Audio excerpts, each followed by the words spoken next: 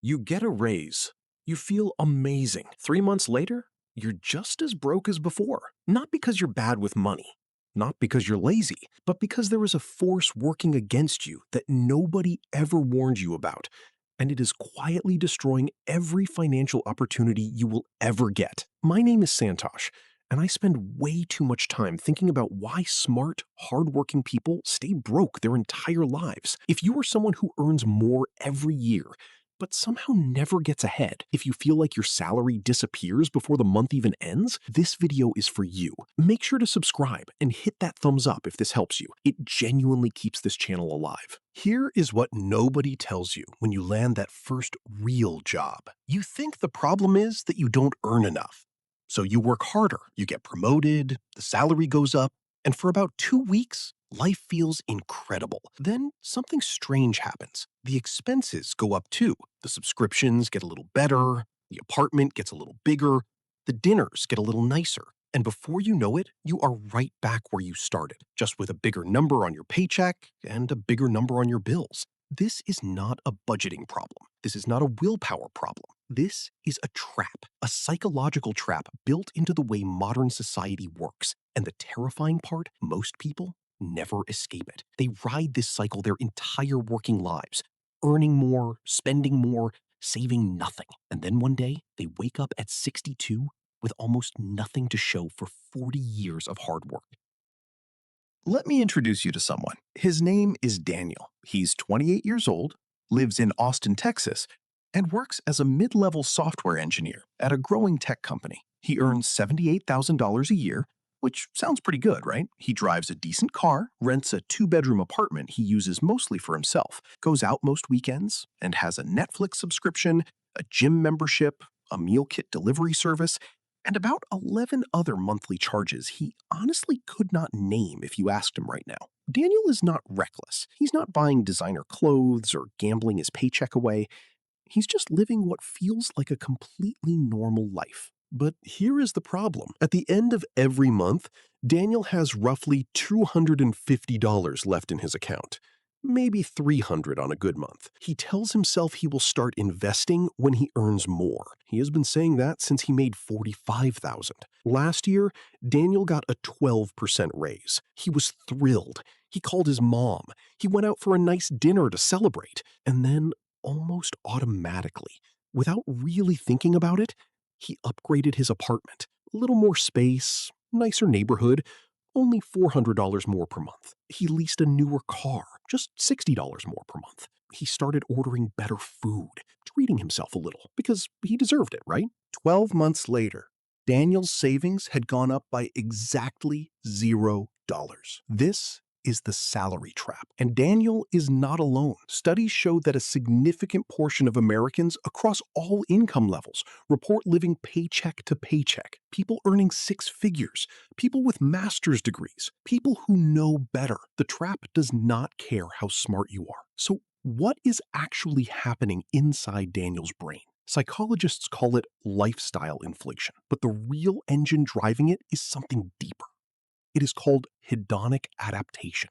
Your brain has a remarkable ability to get used to anything. A new car feels exciting for about 3 weeks. A bigger apartment feels special for maybe a month. Then your brain resets its baseline. That new thing becomes normal. And suddenly, the old version of your life feels inadequate. So you reach for the next upgrade, and the next, and the next. On top of that, there is the social comparison machine running constantly in the background. Your colleague buys a house. Your friend posts pictures from a vacation in Italy. Your brain, without your permission, starts measuring your life against theirs. And the only way your brain knows how to close that gap is to spend. This is not weakness. This is how human beings are wired. For most of human history, keeping up with the people around you was a survival strategy. The problem is that today, the people around you includes millions of curated, filtered, highlight reel lives on social media, and your brain cannot tell the difference. Here's what the numbers actually look like. Say Daniel had taken just half of that raise, roughly $370 per month, and invested it instead of spending it. At a conservative 7% average annual return over 30 years, That single decision would be worth roughly $450,000. Not from working harder, not from getting a second job, from simply not upgrading his life the moment his paycheck went up. That is the real cost of the salary trap. Not what you spend, what you never build. Here is the big mistake most people make. They treat their income as a finish line. Once I earn X, I'll be fine. But there is no X. Every time you hit the number moves because your spending always finds a way to catch your earning. Always. What financially successful people do differently is deceptively simple. They raise their savings rate before they raise their lifestyle. When a raise hits, the first thing that goes up is what they put away, not what they spend. They automate it so they never see it. And then, if there is room after that, maybe they treat themselves a little. But saving comes first. They also build what some financial thinkers call a lifestyle floor, a minimum standard of living they can comfortably maintain. And they refuse to let expenses creep above a certain percentage of their income, no matter what. This is not about living in misery. It is about keeping control over the gap between what you earn and what you spend. That gap is where wealth lives. So what can you actually do? Starting today. First, the next time you get a raise, automate the entire increase into savings or investments before your brain has a chance to adjust to the new number. Set up an automatic transfer the day your new salary kicks in. If you never see the money, you cannot spend the money. Second, do a quick audit of your monthly subscriptions. Right now, not later, right now. Write down every single recurring charge. Most people discover they are spending anywhere from $100 to $300 per month on services they barely use. Cancel the ones that do not actively improve your life. That is your starting investment capital. Third, create what I call a lifestyle cap roll. Pick a percentage of your income, say 70 to 75%, and commit to never letting your monthly expenses exceed that number, regardless of what you earn. As your income grows, your savings rate grows with it. Your lifestyle stays lean, your wealth accelerates. Fourth, delete social media from your phone for 30 days. Not forever, just 30 days. Notice how many wants disappear when you are not constantly watching other people's consumption.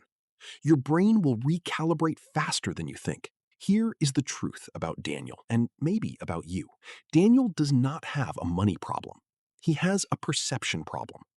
He believes that more income will solve his situation.